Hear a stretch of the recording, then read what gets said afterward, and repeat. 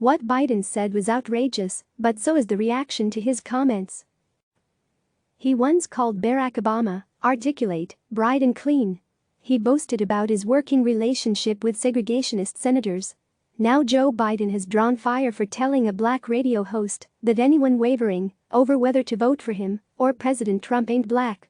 His comment Friday is the latest Biden blooper on race that has caused black and white critics to squirm. Yet there are some who say that, if anyone is offended by Biden's latest comments, they aren't paying attention to what Biden is really saying. It would be stupid for African Americans to support Donald Trump after what the president has done, even if you're an African American Republican, says Ravi Perry, an activist and chair of the political science department at Howard University in Washington.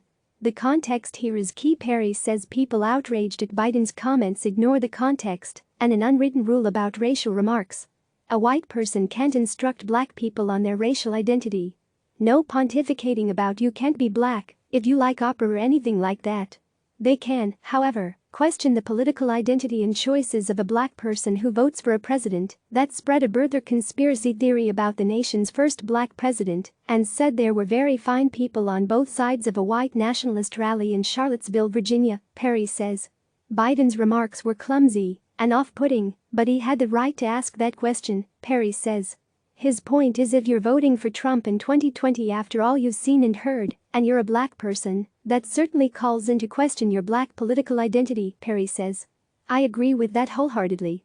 Trump has repeatedly attacked Obama, called Mexican immigrants rapists, referred to African nations as third countries, and dispatched a series of racist tweets telling 4 non-white Democratic congresswomen that they should go back to the crime-infested places where they came from.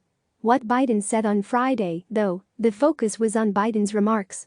They came during an 18-minute interview with Charlamagne Tha God on The Breakfast Club, a radio show.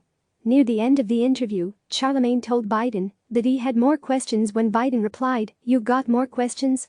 Biden replied, "Well, I tell you what, if you have a problem figuring out whether you're for me or Trump, then you ain't black." What happened next? Critics pounced.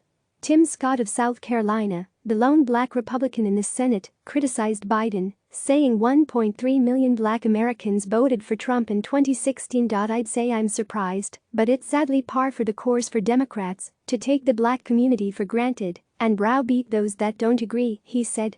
The Trump campaign called the remarks racist and dehumanizing. He truly believes that he, a 77-year-old white man, should dictate how black people should behave, said Katrina Pearson, a senior advisor with the campaign, in a statement.